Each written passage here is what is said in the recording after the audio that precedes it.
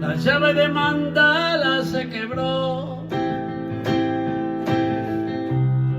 o simplemente te vi. Maestro, muy buenas tardes. Gracias por la oportunidad. Bienvenido al canal. Muchas gracias.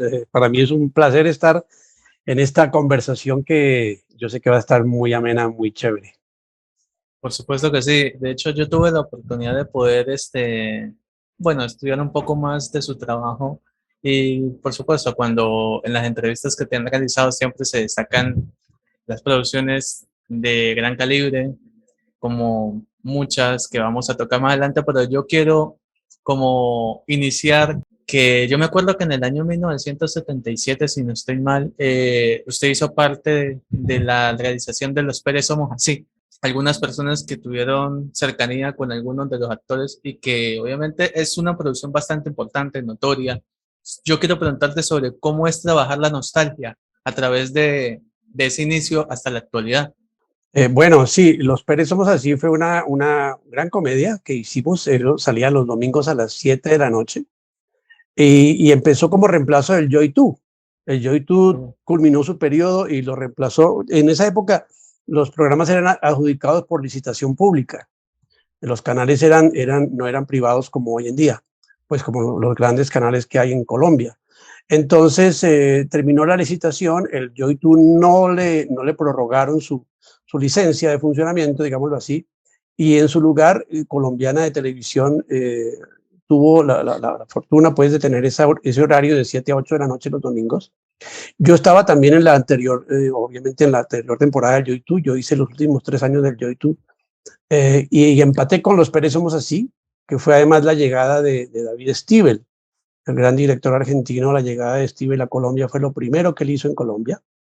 Así que conocí a David desde un primer momento, y David llegó y revolucionó el léxico, la manera de trabajar, porque incluso no la entendíamos en los ensayos lo que él decía, ¿no? Que paramos el tape, que no sé qué, que la cámara, de que está hablando, hasta que fuimos comprendiendo el lenguaje, un lenguaje que hoy en día es totalmente universal, por lo menos en las producciones de acá, y mucho de ellos se lo debemos a personas como Stivel, como David, que vino acá y se quedó pues hasta su muerte hace ya 20 años. Y además aparte de un gran director, fue un gran amigo, un momento de mi vida que estuve muy unido a él, con una gran amistad, casi que una relación padre-hijo muy linda. Y en esa comedia pues era obviamente un edificio donde todos los apartamentos tenían familias con apellido Pérez. Entonces la mía estaba constituida por mi padre, que era Carlos Muñoz, ese sí que en paz descanse. Alcira Rodríguez, que también ya nos dejó, y había pues un elenco, era un elenco muy bueno: Ali Umar, Julio César Luna, Consuelo Luzardo, el Gordo Benjumea, Casanova. No, Casanova no estaba en esa producción. Estaba quien más, Delfín Aguido, por supuesto, Julio César Luna estaba ahí. Yo lo tuve en el canal, genialísimo. Sí.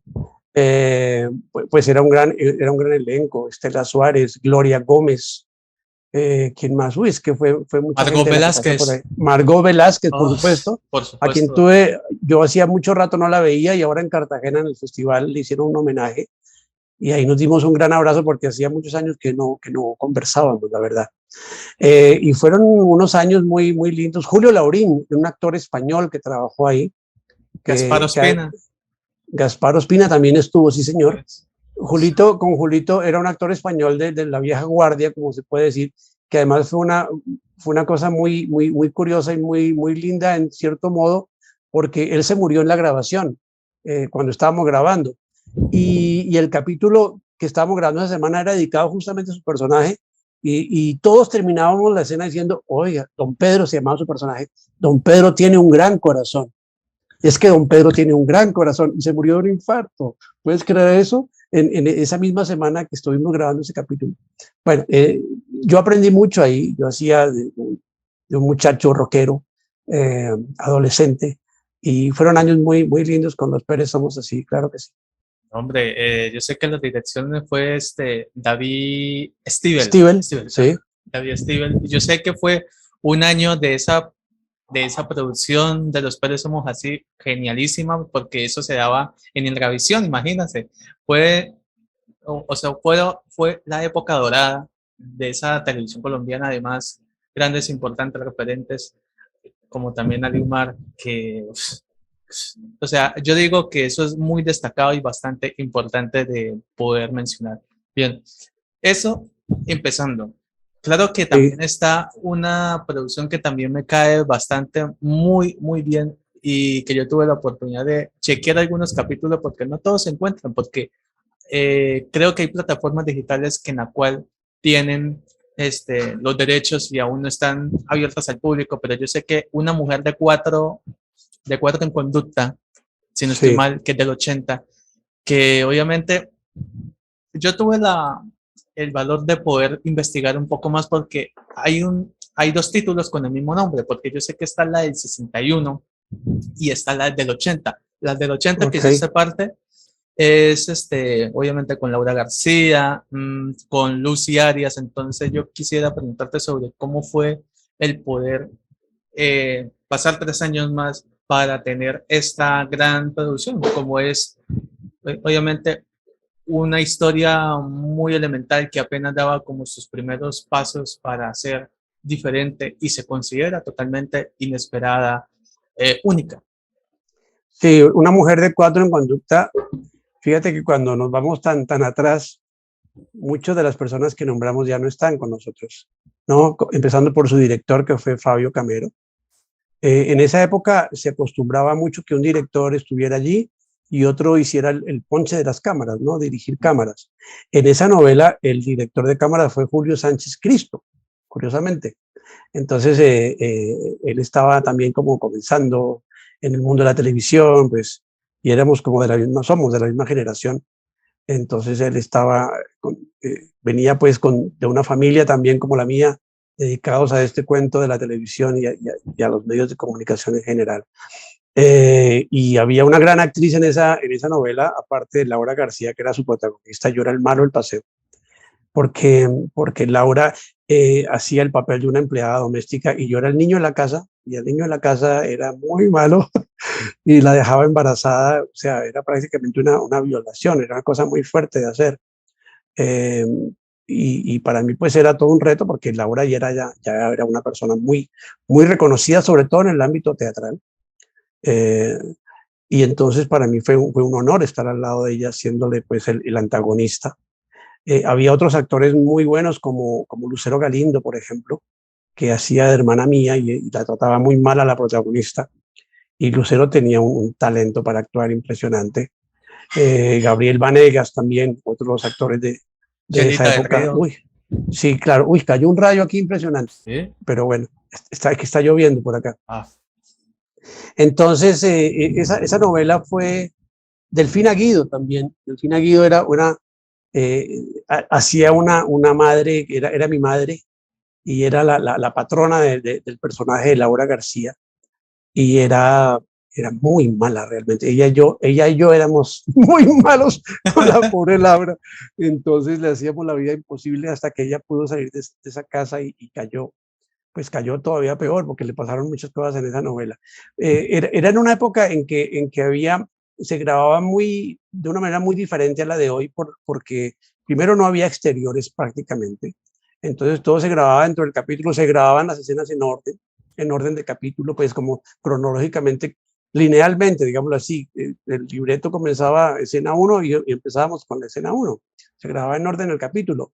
Y un capítulo se podría demorar 3, 4 horas en grabarse. Era una cosa que hoy en día se puede 3, 4 días. Entonces, pero porque salía todo armado de una vez. Hoy en día tú grabas con una cámara independiente de la otra, y entonces todo se arma en edición. En esa época se dejaba el capítulo completamente armado o sea, prácticamente no había edición, o la edición era apenas como pegar los dos segmentos. Y hoy en día, pues en edición se hacen cosas impresionantes. La postproducción de hoy no se puede comparar con la que existía en aquel entonces, que era muy precaria realmente. Entonces había que hacerlo todo en el estudio. Salía la escena incluso musicalizada, con la música que el televidente iba a escuchar al salir al aire, ¿no?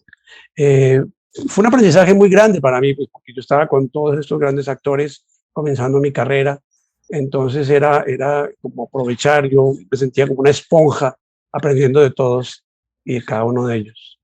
Y además de que yo sé bueno, el libreto fue adaptado por Flor Vargas y obviamente el libro era de Jaime Sanín. Entonces, Sí, es un dato bastante importante de saber porque fueron como dos pilares importantes para la creación de esa historia y es bastante notorio, ¿no? O sea, qué más producción para recordar como los clásicos del ayer, sí. desempolvando los recuerdos? También yo sé que está una producción bastante notoria, que eso sí, a las personas que ya, por ejemplo, son de la cuna de la televisión colombiana bastantes personas que han crecido, está La Tía Julia y El Escribidor. O sea, La Tía Sí, Julia y El Escribidor fue una producción también o sea, que yo digo, ¿cómo lo hicieron?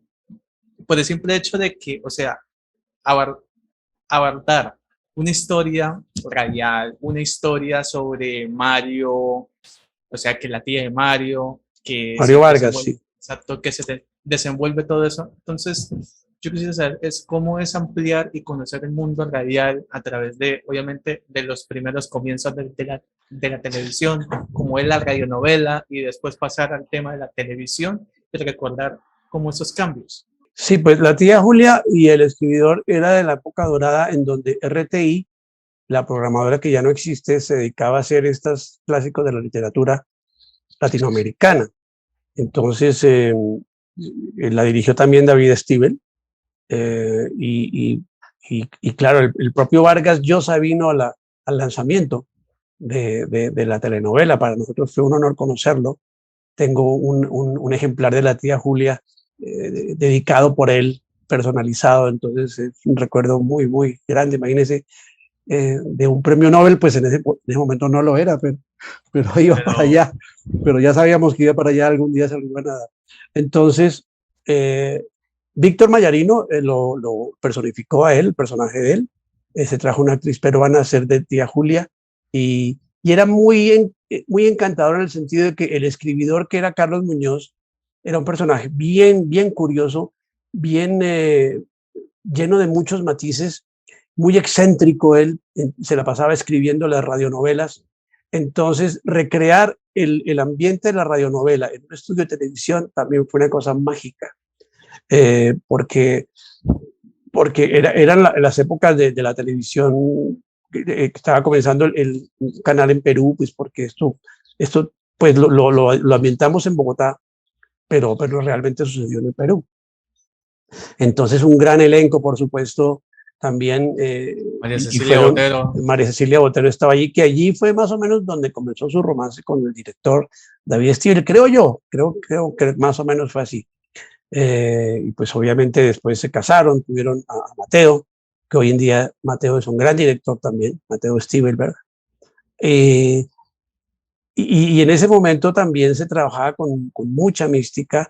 Empezamos a hacer exteriores, ya había exteriores en diferentes lugares y era muy curioso porque todavía no existían los micrófonos inalámbricos. Entonces a uno wow. le metían el micrófono por acá, igual que ahora, se lo ponían aquí, pero el cable bajaba por el pantalón y salía por la pierna. Entonces las tomas, si uno estaba caminando, pues las tomas eran un poquito no tomaban el zapato porque se veía el cable, ¿no? Y el señor de la consola con el cable iba detrás de uno, si uno tenía un desplazamiento. Eran épocas muy, muy lindas, muy mágicas. Así hicimos también La Tregua. La Tregua fue antes que que la Tía Julia y El Escribidor, yo creo que La Tregua fue de las primeras, junto con El Gallo de Oro y también todas esas novelas que se hicieron en RTI. Y en La Tía Julia y El Escribidor, pues claro, estábamos en ese ambiente, en esa época dorada de estas grandes producciones, y empezando a gozar un poco de los avances tecnológicos que se estaban dando en ese momento, como te digo, con las cámaras que ya se podía hacer exteriores, y empezó a cambiar mucho todo, en el sentido de que la tecnología nos permitió unas facilidades Y como te digo, se fue ampliando, se fue complejizando, no complicando la industria, la labor, y empezaron a hacerse las escenas para después armarse en postproducción. Eh, entonces yo fui testigo de cómo ha ido evolucionando desde la televisión en vivo, que me tocó hacerla a mí, hasta lo que se hace hoy en día con las cámaras, cómo cambió la iluminación también, cómo cambió el maquillaje, porque ya la cámara 4K, 8K, lo que sea, las definiciones de hoy en día son brutales, se te ve todo. Entonces, si tú te pones una gota más de maquillaje, pues se va a notar muchísimo. En esa época nos maquillábamos mucho porque había que iluminar de una manera especial, las cámaras no registraban lo mismo que ahora, y la definición en esa época era por líneas, ¿no? Había 600 y pico de líneas en una pantalla, muy diferente de la tecnología digital de hoy en día. Entonces seguimos aprendiendo, seguimos gozando de esa magia, eh, y tengo muy buenos amigos de esa época, pues especialmente Víctor Mayarino, con quien ya era un gran amigo porque habíamos hecho la tregua antes, pero nos conocimos prácticamente desde niños y hemos sido muy amigos, sobre todo porque la música nos ha unido, aparte de la profesión de actores, y él es obviamente un gran director además. Pero nosotros nos reunimos a cantar todo el tiempo, y comenzamos y aprendimos a tocar guitarra juntos, y fue una época muy, muy linda. Recuerdo, si no estoy mal, que la que interpreta a Julia es Gloria Ureta, si no estoy mal. Entonces, sí, Gloria María, sí. Entonces, o sea, conocer ese dato importante, y además de que esta es la primera entrevista que yo escucho hablar en el que te han preguntado sobre toda la historia de la televisión colombiana, y este Sí, es el primer dato que tú das sobre, obviamente, lo de los micrófonos, porque ese sí, dato es bastante importante. O sea, después de los 80 fue que comenzó todo ese apogeo. Dato sí. muy elemental, maestro. También hay otra, o sea, estamos adelante, o sea, estoy disfrutando lo que es tus inicios, porque yo sé que muy pocos Ok. hablan sobre lo que inicias en todo, me estás haciendo falta. O sea, ahí tuviste la oportunidad de realizar otra historia que es más notoria, más importante. Entonces, todo ha sido cuestión de aprendizaje, pero no solo. ¿Cuál es el elemento importante por la cual aún se sigue preservando y viendo, o sea, las novelas, las series de televisión? ¿Qué es lo más importante que debe tener para un actor que diga, mire, para poder conocer un poco más allá el conocimiento de cómo es ser buen actor, cómo desarrolla el afecto del público? Porque en esta serie de televisión del 87 fue bastante importante para la década. Sí, me estás haciendo falta fue una biografía de Jaime R. Chavarría, mm, dirigida por Jaime Santos. Y para mí fue muy especial, sobre todo porque actué al lado de mi padre, aunque nunca nos vimos, porque él hizo el mismo personaje, pero ya mayor. Entonces, claro, nunca nos encontramos en escena porque hacíamos el mismo personaje, pero fue muy lindo de hacer.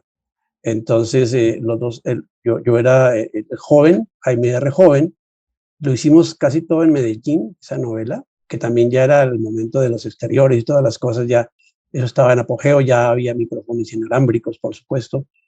Y mi pareja era María Eugenia Dávila, que tuvo que hacerse un poquito más joven para la primera época de la novela, porque cuando el papel lo tomó mi papá, el personaje mío, María Eugenia siguió siendo la pareja igual, ya era más aseñorada, y el amigo mío era Roberto Franco, y ya adulto más grande fue Carlos Duplat.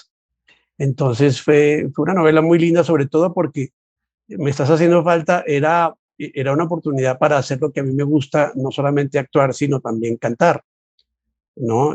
Sentarse al piano y tocar todos esos boleros y que son maravillosos de Jaime R.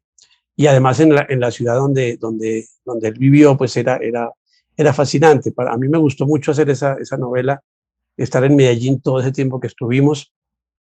Eso fue con RCN, de televisión, porque todavía no era canal. Entonces, nada, fueron momentos muy lindos de seguir aprendiendo, de seguir gozando también de la compañía de grandes actores para aprender y grandes directores también.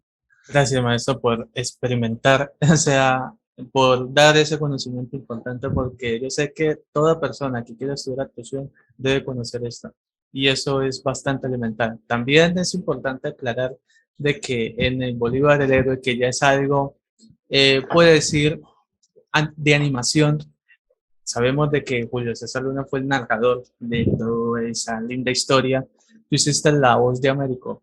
Entonces ahí es donde te quiero preguntar sobre cómo fue la gran importancia o cómo ve usted el aspecto sobre la historia del Libertador desde la televisión, ya sea para serie, película, más en estas historias que es de caricatura. Sí. Qué es lo más representativo que deben conocer de, obviamente, del Libertador, del Bolívar Héroe y también de la narración de la voz off? Bueno, Bolívar es un personaje que inspira muchas historias. Se han escrito libros, se han hecho, y desde el campo de audiovisual, pues se han hecho muchas producciones que tienen como protagonista Bolívar. Bolívar, el hombre de las dificultades, por ejemplo, que hizo Pedro Montoya en Revivamos Nuestra Historia hace muchos, muchos años. Mi padre también hizo Bolívar en una telenovela que se llamó Manolita Sáenz, que era sobre la vida de Manolita, con María Eugenia Dávila. Entonces ahí ya van dos Bolívar. Robinson Díaz hizo una película sobre Bolívar. Hace poco en Caracol hizo otra serie, perdón, sobre la historia de Simón Bolívar. Entonces, pues imagínate. Y esta caricatura, esta serie animada, fue muy linda de hacer, porque además era un equipo colombiano que hacía todos estos dibujos maravillosos, ya con tecnología ayudando del computador. Sí, Julio César Luna estaba al mando de ese barco y fue muy bonito de hacer. A mí me gusta mucho la historia, además.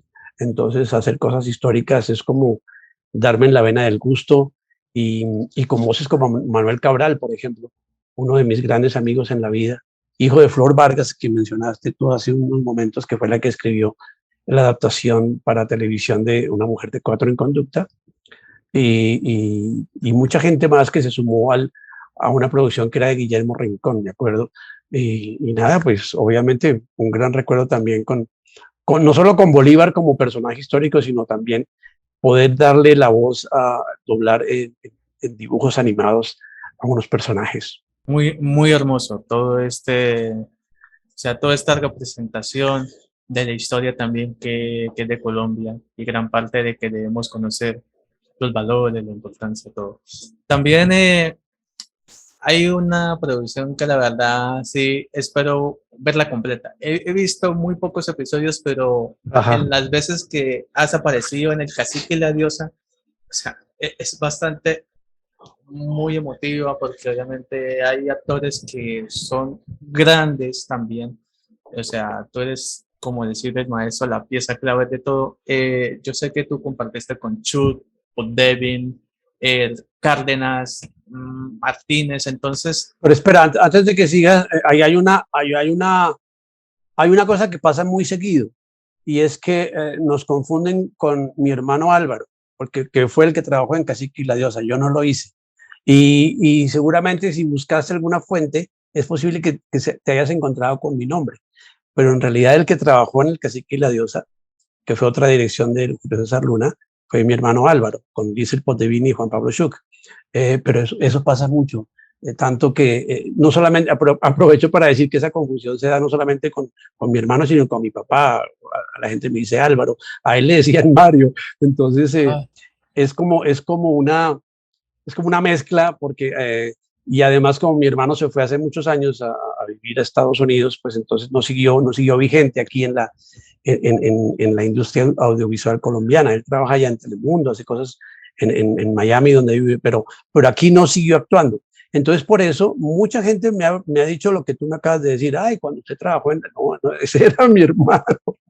Entonces, es una confusión que se da, y generalmente pasa, eso pasa mucho. Incluso hasta nos confunden con otros grandes actores como Ernesto Mea. Me han oh, confundido con él. ¿en ¿Cómo serio? le parece? ¿En Yo veo serio? que no me parezco en nada. Además, lo comentamos porque Ernesto y yo somos muy, muy amigos. Nos vemos mucho, ya privadamente hablando, Nuestras familias son muy amigas las dos. Mi esposa, por ejemplo, para hablar un poco más de la vida aparte de la actuación, mi esposa es la manager de Ernesto y de su esposa Catherine, y era y la manager de Marcela también, la hermana de Ernesto, y era la manager del Gordo de Mea, y es manager mía también, aparte de ser mi esposa. Entonces, imagínate la amistad que hay ahí. Nos hemos conocido durante muchos años, pero siempre comentamos eso, que nos confunden y no le encontramos el parecido, pero yo creo que debe haber algo, porque hace muy poco tiempo me dijeron, señor Benjumea, ¿cómo le va? Yo dije, no, estás confundido. Entonces, fíjate, acabas de sufrir lo que le pasa a mucha gente como en el colectivo, que confunde nombres y caras, pero no, el cacique y la diosa la hizo mi hermano Alba. Menos mal, estos espacios son para, no, vas a quedar como André durante la edición de la entrevista. La verdad, gracias también por corregirme, también Sí. mil disculpas por ahí. No. La confusión. Bueno, pero yo voy a mencionar, tengo algunas porque ya siento como que, bueno, vamos a mencionar algunas producciones que tengo en la mente que tú me digas, bueno, ahí sí, que es Utherfleet, La Mariposa, como la conocemos, Tiempo Final, Hasta que la plata no se pare. No se pare. Entonces, de esas tres producciones, ¿qué es lo que tú más recuerdas? Que tú digas, wow, yo tengo alguna anécdota pequeña de este espacio, más pude grabar un poco cuando fue tendencia, un éxito en estos años. Bueno, indudablemente de las que acabas de mencionar, en las otras dos tenía papeles no tan grandes, digámoslo así, pero Hasta que la plata nos separe. Además fue un regreso mío a la televisión, llevaba 6 años sin hacer televisión, me había dedicado al teatro empresarial y volví con esta novela, me presenté al casting, me gané el casting, hice la producción, una gran novela de Fernando Gaitán, dirigida por Sergio Osorio, y para mí fue un regreso al ruedo, como se dice, pero con todos los juguetes, con un gran elenco, una magnífica historia. Ahí, por ejemplo, mi gran compañero fue Ernesto también, porque éramos como yo siempre andaba lamboneando detrás de él, y hasta que el personaje mío salió del closet, incluso se le declaró su amor en una escena, que fue una escena muy, muy controversial, porque cuando yo le cuento todo esto, le descubro mi corazón, pues él lo que hace, como su personaje era homofóbico, pues lo toma por sorpresa y me pega una tunda que me deja muy mal herido en el piso y me tienen que recoger casi que con cucharita. Entonces, hacer un personaje así, para mí es muy enriquecedor, sobre todo porque es, por lo menos psicológicamente, contrario a lo que tú eres, ¿no? Yo no digo que sea más fácil para un actor hacer de loco, de bobo, de algo que no es, de una inclinación diferente a la que uno tiene, a ser criminal, a ser policía, lo que sea. Pero este sí era diametralmente opuesto a mi personalidad, porque Ramírez se llamaba mi personaje, Germán Ramírez, pues del amor no tengo nada, y al contrario, me quedo callado más de la cuenta cuando debería, por ejemplo, abrir la boca. Entonces este Ramírez me enseñó muchas cosas, ver cómo la vida puede ser llevada de una manera hasta tener unas consecuencias como las que él tuvo. Y además en ese momento había una sola unidad, creo que sí, casi siempre hubo una sola unidad, por lo que el tiempo de grabación se extendió más de la cuenta, más de lo que se acostumbra hoy en día. Grabamos durante casi 1 año y medio. Fíjate que ahorita están haciendo un remake de esa novela con actores nuevos, con la misma historia, seguramente con algunos pequeños cambios. Wow. Pero la están grabando como en 4 o 5 meses. Nosotros devoramos 1 año y medio. No es que las cosas, no es que sea mal o bien, sino que ahora se graba así porque tienen 2 unidades, teníamos nosotros una sola.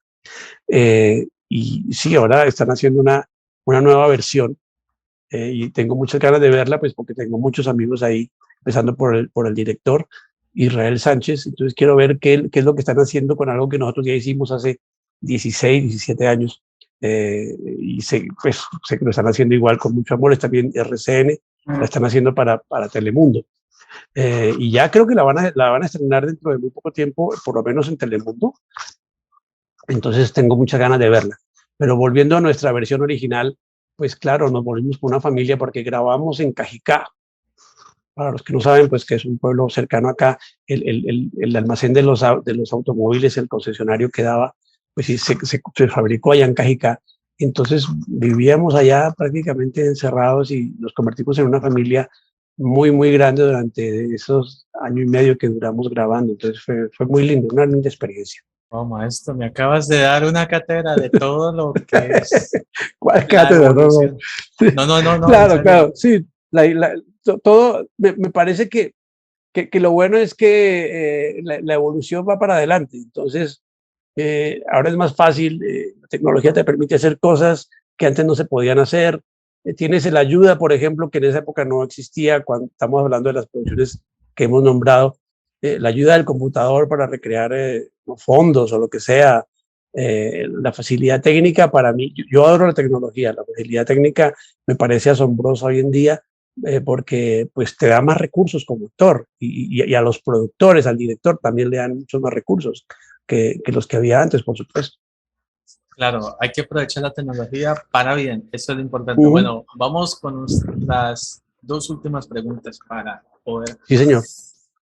finalizar esta entrevista grandiosa. Y es, bueno, tú me corriges también. Coini Renata, que es la traicionera, ¿qué podemos aprender de Plinio Ah, sí. en la vida real? Plinio era el mayordomo. Esta es una adaptación de una novela que se hizo en Argentina. Entonces se compraron los libretos argentinos y se adaptaron acá. Mi personaje originalmente se llamaba Lino, le pusieron aquí Plinio.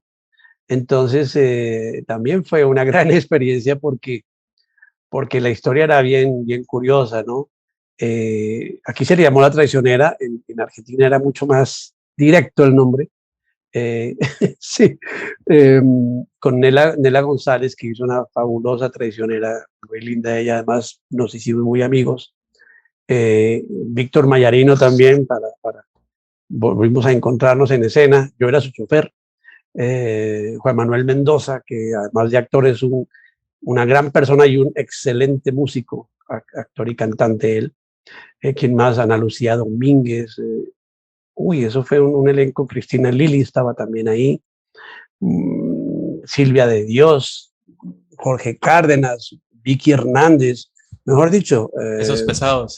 No, pesos pesados, Carla Giraldo, es que se me escapan los nombres, Paula Castaño, por supuesto, terminó siendo mi pareja y cuando nos íbamos a casar, le dieron un disparo en la espalda a Plinio y se murió Plinio. Sí. Y no, pues eso fue Vicky Hernández, no sé si ya la mencioné también, sí. Estaba ahí. Pues yo creo que he tenido la suerte, todos los nombres que hemos citado son pesos pesados absolutos, entonces he tenido la suerte de estar con grandes elencos siempre, aprendiendo mucho de ellos y compartiendo y poniendo el granito de arena en la producción, en lo que me toque hacer. Entonces, La Traicionera fue eso, fue también una oportunidad para descubrir otra persona en mí diferente. Cada personaje pues es diferente. Este era otro Fer, medio metido, medio que no. María Fernanda Martínez también estaba ahí, me acordé de ella. Bueno, y simplemente va quedando en el recuerdo las emociones, las vivencias. Es como si uno hiciera un diario. Cuando uno se pone a pensar, uno debería hacer un diario con todas estas vivencias. A veces cuando me ponen a conversar o me preguntan cosas, oye, y antes no sé qué, y empiezo a contar, los actores más jóvenes me dicen, debería escribir un libro sobre todas las vivencias, porque hay cosas, por ejemplo, como lo que te nombré de los micrófonos inalámbricos, cómo se grababa en ese momento, que no eran inalámbricos, pues son hasta divertidas y también para la gente que viene estudiando en las academias, pues qué lindo que conozcan un poco de la historia, de cómo se ha hecho la televisión y de cuáles son los recursos que se cuentan ahora y que no se contaban en ese entonces, y cómo se hacía para hacer como si los tuviéramos, ¿no? Porque éramos mucho más, la inventiva era brutal. O sea, en un principio me acuerdo que había bosques que se reproducían en el estudio, pues, lo cual era una pena porque tenían que cortar ramas y llenar el estudio de ramas. Hoy en día es un delito ambiental, pero en esa época se hacía. Hoy en día si vas a bosque, pues necesitas un bosque, vas al bosque natural y haces la escena ahí, ¿no? pero en esa época entonces uno abría las ramas así y pasaba al otro rincón del estudio y era muy mágico, era una cosa muy linda. Eh, yo adoro tanto esa época como la de ahora, como te digo, porque me ha gustado ver la evolución y me ha gustado adaptarme, además que obviamente porque van pasando los años, empecé haciendo el niño, después el adolescente, después el universitario, el que se casa, ahora soy el papá, entonces me fascina ver cómo el tiempo igual sigue siendo, ¿cómo decirlo?, benevolente conmigo porque me permite seguir ahí vigente, dando lo que uno sabe hacer, ¿no? En esta profesión de la actuación que es tan linda. Oh, no. Yo te quiero dar un fuerte aplauso por esta Muchas gracias. grandiosa explicación. Bueno, Salud, no salud solo- con té. ah, salud con agüita también. Ujú. Qué pena, yo que la atoré. Tranquilo. Palmaditas, palmaditas en la espalda. Respira, respira, tómalo con calma. Bueno,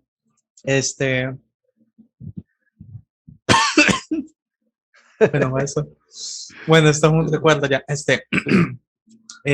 Bueno, para la última pregunta, no es para que también no nos hables porque la entrevista sería muy larga, pero sí, yo te agradezco por las producciones de El Inquisidor, Interiores, Enfermeras, Clave de Sol, y te la Sí. dedico, o sea, grandes personajes, grandes producciones, y la verdad, tú sí que sabes aprovechar y disfrutar la actuación.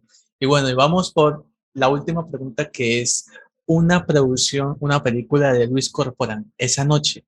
Yo tuve la oportunidad de tener acá en el canal a Danilo Reynoso y Ujú. próximamente tendré a Evelina Rodríguez, pero cuéntame cómo es experimentar la parte del cine y poder, por ejemplo, saber de que obviamente tú iniciaste gran parte no solo del teatro, también de la televisión colombiana, sino cómo es el desarrollo de su personaje y qué expectativas tiene sobre esa noche. Bueno, esa noche fue muy divertida de hacer porque primero yo soy tremendamente cachaco, ¿no? Como se podrán dar cuenta por mi manera de hablar.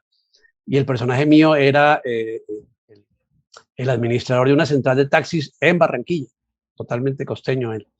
Entonces, yo soy bueno para los acentos, pero el acento costeño siempre me reta más que los demás, más que el paisa o que el argentino o el español o los mexicanos. El mexicano me va muy bien, pero con el barranquillero tengo que concentrarme mucho y además hacerlo en Barranquilla, ¿no? Nuestro día de barranquilleros. Bueno, nuestro director era dominicano. Eh, una linda película sobre cómo puede algo caer en una espiral de caos y terminar cada vez peor y que las cosas se van complicando más para el protagonista de la película, que es Álvaro Rodríguez, un gran actor también, que a propósito, pues obviamente pasamos unos días magníficos allá en Barranquilla. Natasha Klaus también estaba allí. Entonces, me metí tanto en el personaje y yo estaba metido en mi centralita ahí con los radioteléfonos y las cosas, La base. que entre escena y escena, claro, como era una central de taxis de verdad, en un barrio de Barranquilla, seguían entrando las llamadas. Entonces yo averigüé para que me dijeran cómo hacía uno para despachar carreras. Y entonces, mientras estaba sentado allí, el de la vida real, pues estaba lejos o se había ido porque no, están ocupando el sitio para hacer la película. Entonces yo recibía llamadas, ajá, yo móvil, sí, señor, ¿dónde la quiere? No sé qué. Y anotaba y despachaba los taxis de verdad. Entonces para mí fue maravilloso, fue muy divertido, porque todo lo que tenía que hacer en realidad era como copiar en un papelito la dirección y los taxistas de la vida real estaban allá afuera esperando salir a hacer la carrera. Y entonces ya a veces pedían con nombre propio el taxista, no, mándame a fulano, yo sí, como ya va, señor, para allá. ¿Ah? Y despachaba los taxis. Eh, y por otro lado, hubo escenas duras de hacer, porque dentro del taxi yo me convertí en asesino además. Entonces, venga, que la sangre, que la cosa, que el cuchillo, que la vaina, que el actor al que tengo que matar. Entonces, eso fue duro porque no creas, uno tiene con esas escenas así de violencia, como que además dejan un sabor después, porque en cierto modo te tienes que armar de ese valor, por lo menos psicológico y físico, para pegar la puñalada, matar al pasajero que llevaba en el taxi en ese momento. Y es duro de hacer, queda uno como tocado después. Pero yo creo que a mí me gusta la actuación es por eso, porque es como seguir jugando cuando uno era niño. Decía, bueno, usted es el malo, yo soy el bueno, y venga, le hacemos, o yo soy el malo y usted es el bueno. Y es un poco lo mismo. A eso súmale, pues obviamente las técnicas, la escuela que uno tiene, la experiencia, pero que no importa la edad que tengas, te permite seguir jugando esta profesión, ¿no? Por eso yo adoro el término en inglés es play. Y play es jugar, pero play también es actuar. Y en francés es igual. En español jugar debería ser también ser un sinónimo de actuar, ¿no? Vamos a ver una obra, vamos a ver una play, ¿no? Que play es jugar también. Entonces yo creo que de ahí sale como la síntesis de nuestra profesión, la capacidad que tenemos de seguir jugando y hacerlo en serio para recrear un personaje, el personaje que te dan, que es parte de una historia. Para mí esa es la magia, que permite ese niño interior que uno tiene, que es eterno. Como actor seguirá siendo eterno. Otro aplauso. Bravo, Gracias. maestro. No, Otra vez salud, Conte. no, esta vez sí ya tomé. Bueno, a Kevin Santos, muchísimas gracias por seguir la novela. Eh, y nada, pues que agradezco que alguien sea como admirador, que siga la carrera de uno y de otras personas, que para mí es como el reflejo del amor que uno le pone a esto, que la gente lo reconozca. Entonces, un gran abrazo de verdad de parte mía para Kevin, si nos está escuchando, si nos está viendo, por supuesto. Entonces, para él, todo mi afecto, de verdad. Y por último, un detalle, bueno, una pregunta muy curiosa que me la escribieron varias personas que obviamente son de la vieja guardia, y es que si tú, eso sí, este es el momento de poder revelar y de poder explicar, si tú realizaste algunos episodios o presentaste Animalandia junto con Pacheco y tu padre Álvaro. No, nunca. Yo fui muchas veces a Animalandia, pero siempre estuve acompañando a mi papá o acompañando a Pacheco, porque Pacheco era un gran amigo de mi padre y por lo tanto también mío. Pacheco era como de la casa. Entonces, estuve muchas veces en Animalandia, pero nunca fui parte de Animalandia. Eh, había un concurso dentro de Animalandia que se llamaba Si lo tiene, tráigalo, ¿no? Tráigase un lorito, tráigase el perro, y a mí nunca me llevaron. nunca dijeron, tráiganse un niño de tantos años. No, no. Ese programa me gustaba mucho porque además eran los domingos en la mañana, uno estaba libre. Muchas veces me quedaba obviamente en la casa viendo a mi papá o a Pacheco cuando lo hacía, pero era obligatorio, porque es que además en esa época había un solo canal. Entonces, imagínate lo que es, o sea, ¿cómo se llama? La audiencia estaba 100% garantizada, porque no había nada más que ver, pero aparte de eso era muy divertido tener programas como Animalandia, por supuesto. Muy bien, a las personas que verán esta entrevista, ese dato hay que saberlo. Sí. No estuvo, solamente fue el espectador. Bien, maestro, un saludo para la gente en Colombia, a la gente de México, a la gente de cualquier parte del mundo, tus redes sociales y para lo último la foto. Pero bueno, sí, pues de verdad, gracias por la entrevista.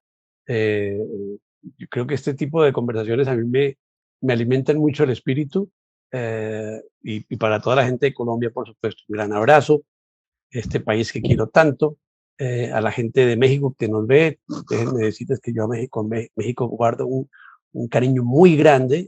Yo viví allá 2 años cuando era niño, entonces mis recuerdos siempre están vivos y voy mucho ahora a Ciudad de México.